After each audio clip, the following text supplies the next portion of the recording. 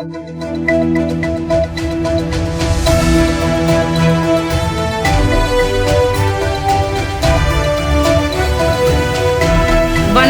சக்தி சேனலின் புதுவையின் இன்றைய நிகழ்வுகள். மனிதகுல சேவையே உலக ஒற்றுமைக்கும் உயர்வுக்கும் வழிவகுக்கும் என உலக செஞ்சிலுவை தினத்தை ஒட்டி ஆளுநர் சி.பி. ராதாகிருஷ்ணன் வாழ்த்து தெரிவித்துள்ளார். புதுச்சேரி துணைநிலை ஆளுநர் சி.பி. ராதாகிருஷ்ணன் வெளியிட்டுள்ள வாழ்த்துச் செய்தியில், மதம், இனம், மொழி, அரசியல் எல்லைகளை கடந்து மனித குலத்திற்கு சேவையாற்றுவதில் செஞ்சிலுவை சங்கம் சிறந்த பங்களிப்பை அளித்து வருவதாகவும், தனித்துவமான மனிதாபிமான உணர்வோடு செஞ்சிலுவை சங்கத்தை நிறுவிய ஹென்றி டுனாண்டை நினைவு கூறும் நாளில் செஞ்சிலுவை சங்கத்தின் சேவை செயல்பாடுகள் அனைத்திற்கும் நமது ஒத்துழைப்பையும் வழங்க வேண்டும் என்றும் தெரிவித்துள்ளார். மேலும் மனிதகுல சேவையே உலக ஒற்றுமைக்கும் உயர்விற்கும் வழிவகுக்கும் என ஆளுநர் சி.பி. ராதாகிருஷ்ணன் தெரிவித்துள்ளார்.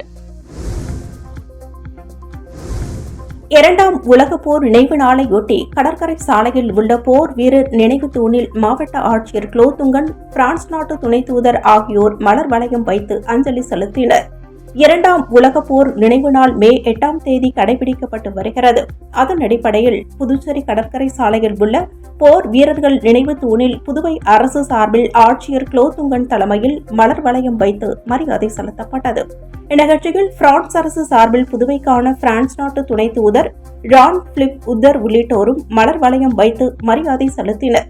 இரண்டாம் உலக போரின் போது உயிர் நீத்த வீரர்களுக்கு மரியாதை செலுத்தும் விதமாக இந்தியா, பிரான்ஸ் நாட்டின் தேசிய கீதங்கள் இசைக்கப்பட்டு மௌன அஞ்சலி செலுத்தப்பட்டது. இதில் ஏராளமான பொதுமக்கள் பங்கேற்றனர். புதுச்சேரியில் நடிகர் ரஜினிகாந்த் நடித்து வரும் வேட்டையன் திரைப்படத்தின் இறுதிக்கட்ட சண்டை காட்சி படப்பிடிப்பு உப்பளம் துறைமுக வளாகத்தில் நடைபெற்று வருகிறது. திரைப்பட இயக்குனர் ஞானவேல் இயக்கும் வேட்டையன் படத்தில் நடிகர் ரஜினிகாந்த் நடித்து வருகிறார். இதன் படப்பிடிப்பு தமிழகத்தின் பல இடங்களில் நடைபெற்று வந்தது. அதன் தொடர்ச்சியாக ரஜினிகாந்த் பங்கேற்கும் சண்டை காட்சிகள் புதுச்சேரியில் படமாக்கப்பட்டு வருகிறது. கடந்த 2 நாட்களாக புதுச்சேரி உப்பளம் புதிய துறைமுக வளாகத்தில் நடைபெற்று வரும் படப்பிடிப்பு இன்றும் நாளையும் நடைபெறுகிறது. நேற்றைய படப்பிடிப்பில் நடிகர் ரஜினிகாந்த் வெளிநாட்டு நடிகருடன் சண்டையிடும் காட்சிகள் படமாக்கப்பட்டது. படப்பிடிப்பிற்காக பயன்படுத்தும் ஹெலிகாப்டர் புதுச்சேரி நகர பகுதியில் வலம் வந்தது. படப்பிடிப்பு முடிந்து கேரவன் வேனில் இருந்து வேட்டி சட்டையுடன் ரஜினி இறங்கிச் செல்லும் படங்கள் சமூக வலைதளங்களில் வைரலாகி வருகிறது. என்ஆர் காங்கிரஸ் பாஜக கூட்டணியின் 3 ஆண்டு கால ஆட்சியில் மாநிலத்தின் வளர்ச்சி 0 தான் என முன்னாள் முதலமைச்சர் நாராயணசாமி விமர்சனம் செய்துள்ளார். புதுச்சேரியில் உள்ள தனது இல்லத்தில் செய்தியாளர்களை சந்தித்த முன்னாள் முதலமைச்சர் நாராயணசாமி, புதுச்சேரி மாநிலத்தில் முதலமைச்சர் ரங்கசாமி 3 ஆண்டுகள் என்ஆர் காங்கிரஸ் பாஜக அரசு முடித்து தற்போது 4வது ஆண்டை அடியெடுத்து வைத்துள்ளனர். இந்த 3 ஆண்டுகள் புதுச்சேரி வளர்ச்சி 0 தான் என்றும், எந்த திட்டங்களையும் நிறைவேற்றவில்லை, இவர்கள் கொடுத்த எந்த வாக்குறுதியையும் நிறைவேற்றவில்லை என்றும் தெரிவித்துள்ளார். மேலும் இந்த 3 ஆண்டுகள் என்ஆர் காங்கிரஸ் பாஜக ஆட்சி சாதனை என்பது புதுச்சேரி மக்களை வஞ்சிப்பதாகத்தான் உள்ளது என்று தெரிவித்துள்ளார். தொடர்ந்து பேசிய அவர், புதுச்சேரி கல்வித்துறை பின்தங்கி உள்ளதாகவும், இதன் காரணமாகவே தேர்ச்சி விகிதம் குறைந்துள்ளது என்றும், இதற்கு முதலமைச்சர் ரங்கசாமி மற்றும் கல்வித்துறை அமைச்சர் நமச்சிவாயம் முழு பொறுப்பேற்க வேண்டும் என்றும், புதிய கல்விக் கொள்கையினை அமல்படுத்த அண்டை மாநிலமான தமிழகத்தில் முதலமைச்சர் மு.க. ஸ்டாலின் எதிர்த்து மாநில பாடத்தை அமல்படுத்தினார். ஆனால் புதுச்சேரியில் புதிய கல்விக் கொள்கையை அமல்படுத்தி மாணவர்கள் படிக்கும் எண்ணிக்கையினை குறைக்கும் வேலையினை பார்ப்பதாகவும், இதனை நாங்கள் ஒருபோதும் அனுமதிக்க மாட்டோம் என முன்னாள் முதலமைச்சர் நாராயணசாமி தெரிவித்துள்ளார். உருளையன்பேட்டை பகுதியில் நள்ளிரவில் சமூக விரோதிகளின் நடமாட்டம் அதிக அளவில் இருப்பதாக வந்த புகாரை தொடர்ந்து காவல்துறை அதிகாரிகளுடன் தொகுதி சட்டமன்ற உறுப்பினர் நேரு ஆய்வு செய்தார். புதுச்சேரி உருளையன்பேட்டை தொகுதிக்கு உட்பட்ட இளங்கோ நகர் வார்டு, ராஜீவ்காந்தி நகர், எல்லையம்மன் கோவில் வீதியில் சமூக விரோதிகள் இரவு நேரங்களில் சுற்றுவதாகவும், அங்குள்ள இருசக்கர வாகனங்களில் பெட்ரோல் திருடுவதாகவும் அப்பகுதி மக்கள் தொகுதி சட்டமன்ற உறுப்பினர் நேருவை சந்தித்து முறையிட்டனர். இதைத் தொடர்ந்து காவல்துறை அதிகாரிகளுடன் சட்டமன்ற உறுப்பினர் நேரு அப்பகுதியில் ஆய்வு மேற்கொண்டார்.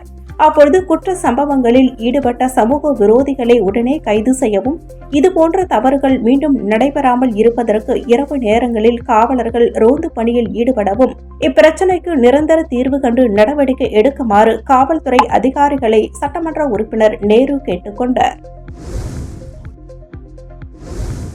கூட்டுறவு வங்கி லாக்கரில் வைத்த சொத்து பத்திரத்தை கரையான் அரித்ததால் பாதிக்கப்பட்டவருக்கு ரூபாய் 1,60,000 நஷ்ட ஈடு தர நுகர்வோர் குறைதீர் ஆணையம் உத்தரவிட்டது. புதுவை அரியாங்குப்பத்தைச் சேர்ந்தவர் ஜனார்த்தனன். அதே பகுதியில் இயங்கி வரும் புதுவை மாநில கூட்டுறவு வங்கியில் சேமிப்பு கணக்கு வைத்திருந்தார். அந்த வங்கியில் பாதுகாப்பு பெட்டக வசதி சேவையை பணம் செலுத்தி பெற்றிருந்தார். அந்த பெட்டகத்தில் தனக்கு சொந்தமான சொத்துக்களின் 3 அசல் பத்திரம் வைத்திருந்தார். 2016 அதை எடுக்கச் சென்றபோது கரையான் அரித்து சேதமடைந்திருந்தது. இதுகுறித்து வங்கி அதிகாரிகளிடம் முறையிட்டும் நடவடிக்கை எடுக்கவில்லை. இதனால் சேவை குறைபாடு ஏற்பட்டதால் நஷ்ட ஈடு கோரி புதுவை மாவட்ட நுகர்வோர் குறைதீர் ஆணையத்தில் வழக்கு தொடர்ந்திருந்தார். ஆணைய தலைவர் முத்துவேல் மற்றும் உறுப்பினர்கள் கவிதா, ஆறுமுகம் ஆகியோர் கொண்ட அமர்வு விசாரணை நடத்தியது.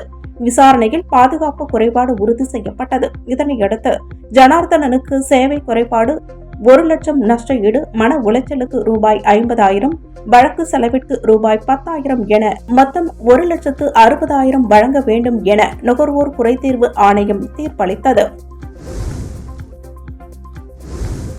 புதுச்சேரி காங்கிரஸ் கட்சி சார்பில் காமராஜர் நகர் தொகுதியில் நீர்மோர் பந்தல் திறக்கப்பட்டது. இதில் காங்கிரஸ் கட்சி தலைவர் வைத்திலிங்கம் கலந்து கொண்டு மோர் பந்தலை திறந்து வைத்து பொதுமக்களுக்கு இலவசமாக மோர் வழங்கினார்.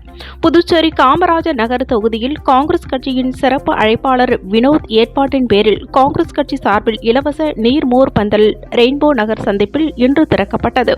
இதில் சிறப்பு விருந்தினர்களாக கலந்து கொண்ட காங்கிரஸ் கட்சி தலைவரும் பாராளுமன்ற உறுப்பினருமான வைத்திலிங்கம் கலந்து கொண்டு நீர் மோர் பந்தலை திறந்து வைத்து இலவசமாக பொதுமக்களுக்கு மோர், தர்பூசணி, நுங்கு போன்ற குளிர்ச்சியான பொருட்களை பொதுமக்களுக்கு வழங்கினார்கள். இதில் ஏராளமான பொதுமக்கள் பங்கேற்று இலவசமாக மோர் மற்றும் குளிர்பானங்களை வாங்கி அருந்திச் சென்றனர். புதுச்சேரி அருகே பட்டாசு ஆலையில் ஏற்பட்ட திடீர் தீ விபத்தில் உரிமையாளர் உட்பட 3 பேர் படுகாயம் அடைந்த சம்பவம் தொடர்பாக காவல்துறையினர் விசாரணை மேற்கொண்டு வருகின்றனர். புதுச்சேரி அடுத்த கீழ்புத்துப்பட்டு கிராமத்தில் மஞ்சுடீஸ்வரர் கோவில் அருகே ராஜேந்திரன் என்பவருக்கு சொந்தமான பட்டாசு ஆலை செயல்பட்டு வருகிறது. வழக்கம் போல் இன்று உரிமையாளர் ராஜேந்திரன் மற்றும் 2 பெண் தொழிலாளர்கள் வெடிபொருட்களை உலர வைக்கும் பொழுது கடும் வெப்பம் காரணமாக திடீரென தீ விபத்து ஏற்பட்டது. இதில் பட்டாசுகள் வெடித்து சிதறியதால் 3 பேரும் படுகாயம் அடைந்தனர். தகவல் அறிந்து சம்பவ இடத்திற்கு விரைந்து சென்ற தீயணைப்பு துறையினர் தீயினை அணைத்து 3 பேரையும் மீட்டு பிம்ஸ் மருத்துவமனையில் அனுமதிக்கப்பட்டனர். இதுகுறித்து மரக்காணம் காவல்துறையினர் வழக்கு பதிவு செய்து விசாரணை மேற்கொண்டு வருகின்றனர்.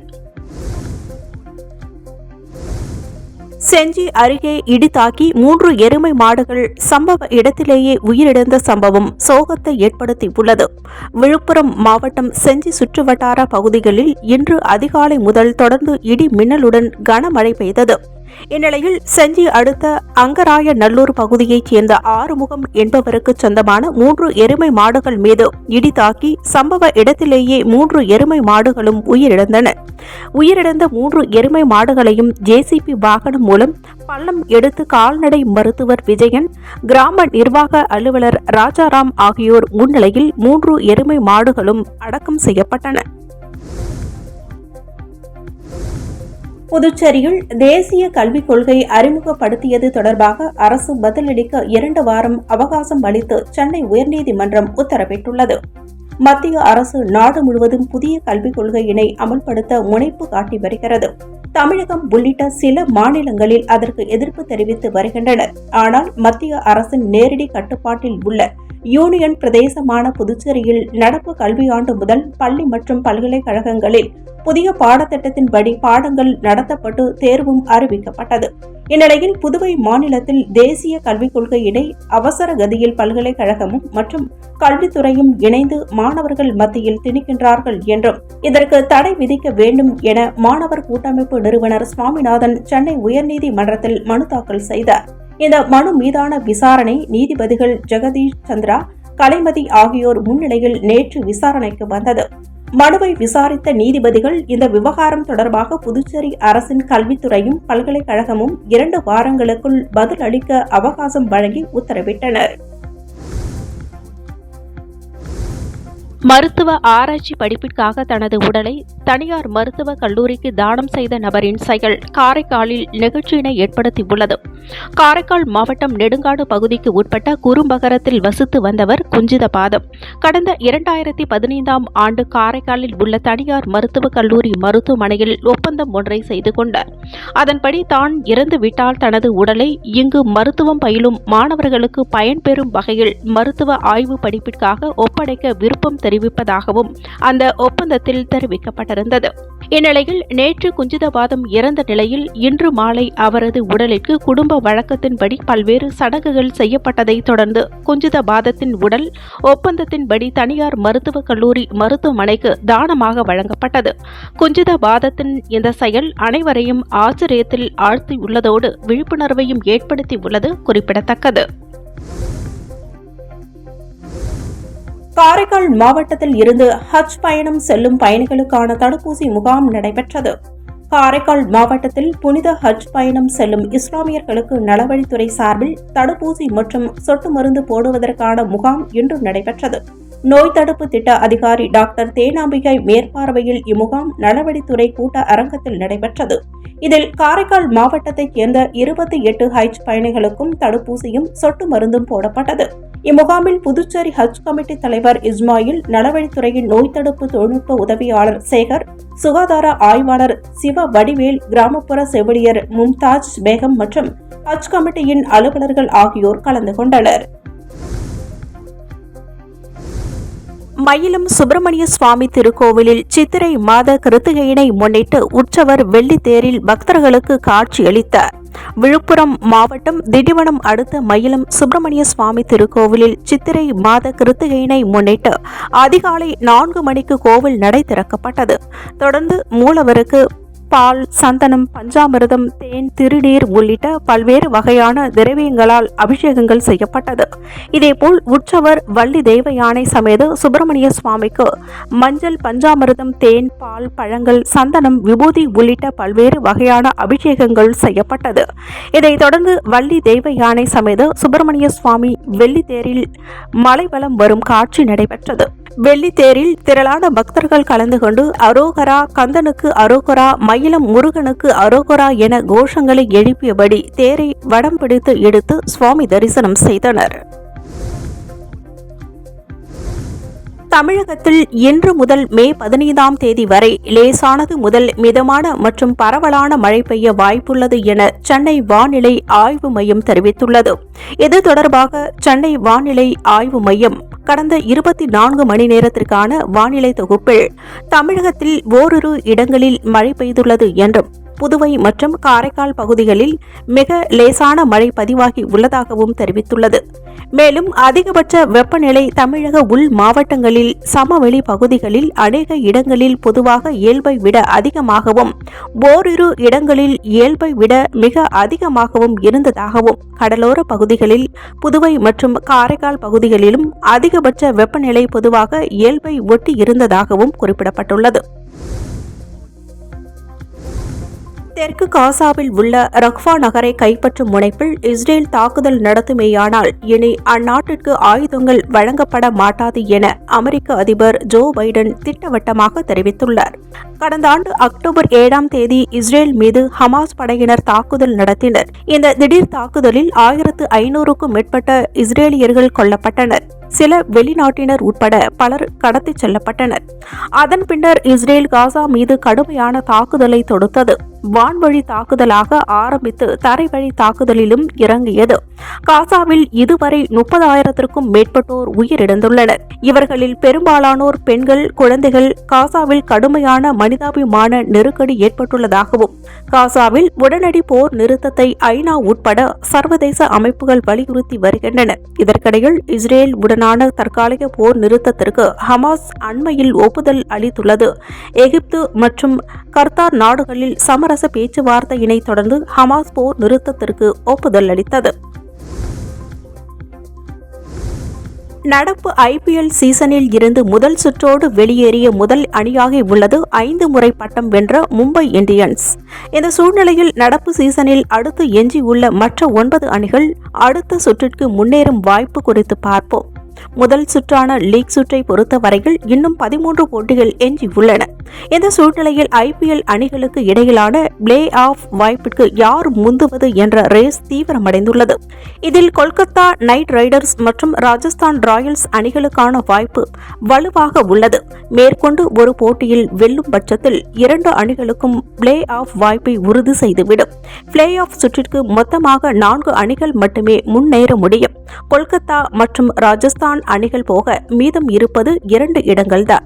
அதை உறுதி செய்ய ருத்துராஜ் கெய்க்வாட் தலைமையிலான Chennai super Kings, Sunrisers Hyderabad, Lucknow super giants மற்றும் டெல்லி கேபிட்டல்ஸ் உள்ளிட்ட அணிகள் உள்ளன. இத்துடன் சக்தி சேனலின் புதுவையின் இன்றைய நிகழ்வுகள் முடிவடைகின்றன. வணக்கம். உங்கள் சக்தி சேனலின் புதுவையின் அன்றாட நிகழ்வுகளை உடனுக்குடன் தெரிந்து கொள்ள சக்தி சேனல் புதுச்சேரி யூடியூப் சேனலை சப்ஸ்கிரைப் செய்து கொள்ளுங்கள். மறக்காமல் பெல் பட்டனையும் கிளிக் பண்ணுங்க, ஷேர் பண்ணுங்க, லைக் பண்ணுங்க. உங்கள் சக்தி சேனல்.